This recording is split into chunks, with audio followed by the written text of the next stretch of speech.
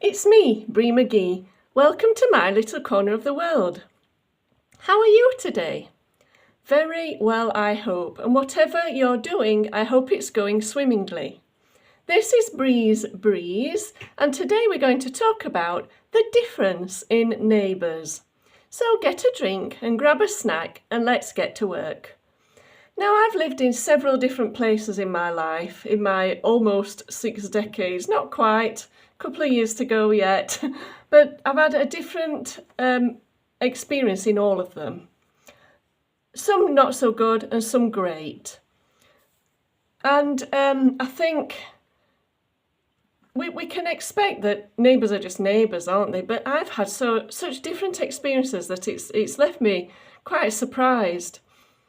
I've had very noisy neighbours. I've also done a video on that in the past, a few years ago now, but please go back and check that out, where I go over ideas of how to cope with that.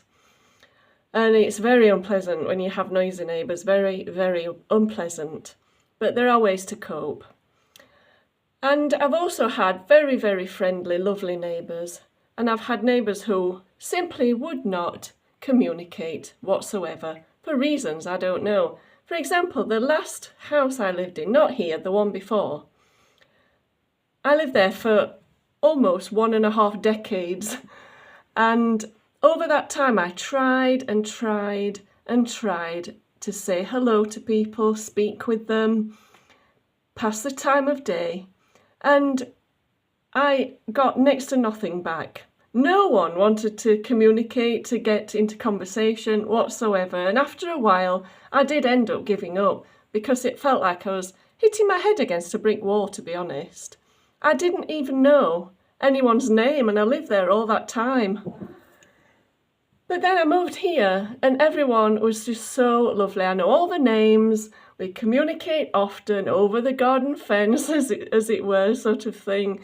And I think I've mentioned before how I also know their pets and their dogs and things as they walk past my house. So the difference, the dichotomy in neighbours from my last house to this house is staggering, honestly, and it really surprised me.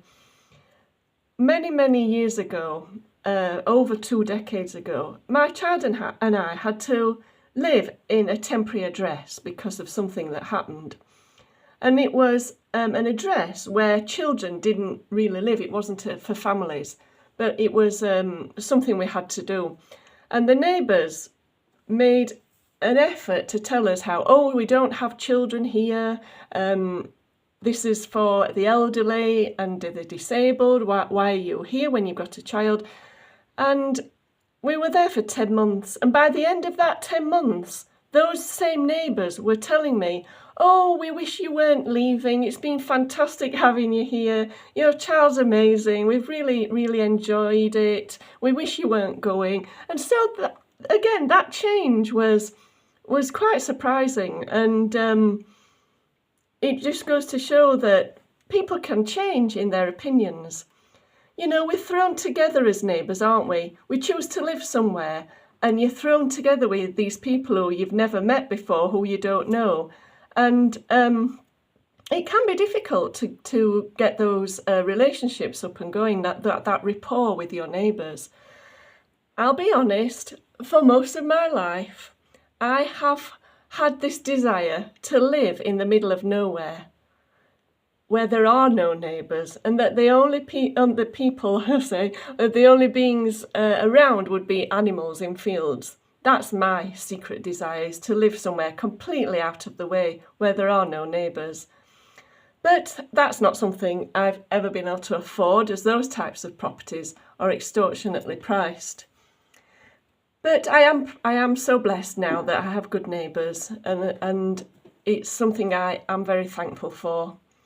And I don't intend to ever move from here now for the rest of my life, so I will have these neighbours for some time, which is really, really great. But no, I just thought I'd outline the difference in neighbours because of all the experiences I've had. When I was growing up, when I was a young child, we lived on a very, very busy main road. And we knew absolutely everyone on that road. We knew their names, we knew what jobs they did, we had conversations with them all the time. In fact, I can remember my mum talking with the neighbours on the street as we passed them, and I can remember thinking, oh, come on, hurry up, Mum, I want to get to the park or wherever we were going. Because it would be every couple of minutes we'd stop to speak with someone. And so, yes, times have changed. That's why at my last property it was so surprising that no one wanted to talk or get involved in any communication whatsoever. And I think that's a bit sad, don't you think? It's a sad state of affairs, but you know, it was what it was, and I've moved away from there now, which I'm very, very glad about. So let me know in the comments about your feelings about your neighbours. Are they good neighbours? Do you get to speak with them? I'd really like to know. Anyway, all that's left to say is thank you so much for watching. I hope you have a wonderful day. I'll be thinking of you, and from my little corner of the world to yours, bye for now.